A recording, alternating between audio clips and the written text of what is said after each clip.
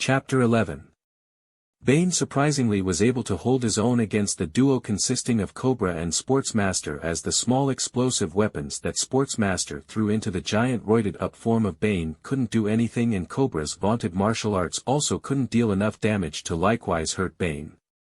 On the other hand, Bane also wasn't able to exert his much greater strength upon the duo, as they were able to stay out of his grasp, and even cover each other, with Sportsmaster digging his weapon into Bane when Cobra was close to getting caught, and likewise, Cobra who target Bane's knees to allow Sportsmaster some distance to throw his explosive hockey pucks, among other things.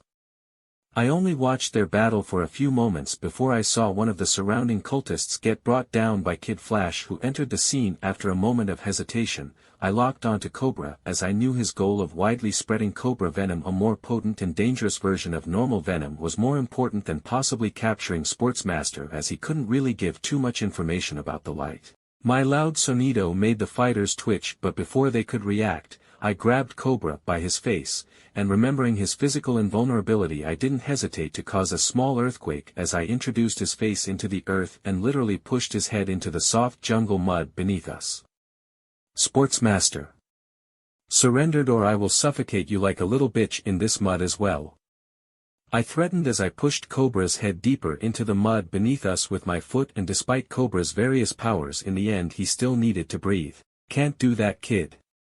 He grunted as he stabbed Bane with what looked to be an extendable pool cue of all things, as Bane had taken his sharpened hockey stick. Why don't you let my client breath a bit and I help you take down Bane as well as give you the cash they had stored up? He offered, but then Kid Flash finished dealing with mooks that were killing one another as the bosses fought. Ah, I see you are with the sidekicks, never mind. Well, looks like this job is a bust. I will get you for this later, new kid. Sportsmaster called as he ignited a flashbang, and as much as I wanted to dash forward to stop him, I was busy keeping the struggling form of Cobra in check. Fuck. I cursed, seeing the smoke from the flashbang disappear, and even with my pesquisa I couldn't sense him, and even Bane was using his enhanced body to flee into the distance. The bastard must have teleported somehow. Aqualad then came over to me after he helped Superboy bind up all the criminals. I assume you need help with him? He asked dryly as Cobra was still under my feet, acting like a pig rolling in the mud as he attempted to break free from the foot acting as an anchor upon him. Aqualad. I am literally here in a hoodie and blue jeans. Of course, I need help. I said dryly, making him wince, as no one had really cared to ask if I needed work clothes, as Superboy was adamant that a t-shirt and jeans were perfectly fine for hero work. I didn't want to ask Batman to go clothes shopping for me. If you have several sets of cuffs, go on ahead, but if anything, we should contact the League to pick him up directly, as I am sure they will likely have great interest in the information about this whole Cobra Venom merger of super drugs, I said, pointing the large crate of vials that Cobra was trying to keep Bane from. Yeah, Batman would totally be all over this. But he's busy with this vampire stuff. Robin said helplessly, and as he mentioned that, I couldn't help but wonder how much supernatural stuff he has had to deal with being a hero in Gotham, which literally had the greater demon Barbados sealed beneath it. After Robin got Cobra firmly bound up, even going as far as to blind and deafen the man so he couldn't tell what we were doing, we even had Miss Martian telekinetically carry the man into her bio ship, which surprisingly did have a small brig that consisted of the ship's metal walls peeling open to show a small fleshy mucus-covered pocket to which Cobra was unceremoniously thrown inside.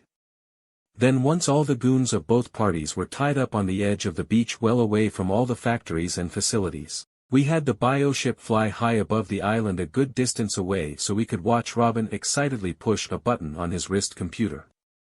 A series of explosions then bloomed into existence as the mostly underground C4 Robin planted brought down the majority of the factories, but I saw a number of things still standing.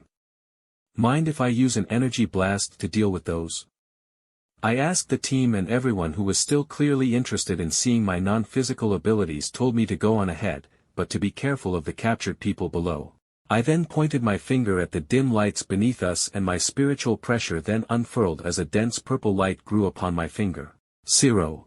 I murmured as the ball of condensed purple light shot forward, growing from its baseball-sized ball of spiritual energy to a massive pillar of purple energy wider than a car, with my zero not at all being an underground explosion, as it exploded violently when the energy connected with the ground, and even as the heat of my spiritual energy annihilating the matter hit us, I kept my zero going for a couple seconds, as I used my finger to guide the pillar of energy to wipe away the existence of the factories. Now they won't be able to restart their factory no matter what, I said as I hurriedly reeled back in my spiritual pressure as Megan's bioship was starting to stutter in the air. Dude, overkill much? Robin chided, but then as he looked at some night vision of the areas I blew up, he burst into laughter. Jake, you literally hit bedrock with those explosions, so if anything, they will be able to actually rebuild easier than before compared to how much of a pain it is to build in jungle terrain. Ugh. See if I offer to clean up after your poor demolition in that case. I muttered as I sunk back into my comfortable heaven seat. Jake, you did good. Just next time make sure I am not there. Megan said as she shivered in place, and I remembered how Martians had an extreme fear of fire, to put it bluntly. Aqualad then coughed and told us we needed to get going as we needed to turn over Cobra and the Cobra venom samples we collected. Finally, as we were heading back to the mainland of America, Kid Flash began mumbling about how hungry he was. Well, I know we are a Black Ops team, but once we give Cobra and the drugs over to League members when we land, how about we go get some frozen pizzas for us to gorge on for our first successful team mission? I offered. Basically, everyone except for Superboy happily agreed to my suggestion, but even with his grouchy denial of wanting to celebrate, he promised to have some pizza with us.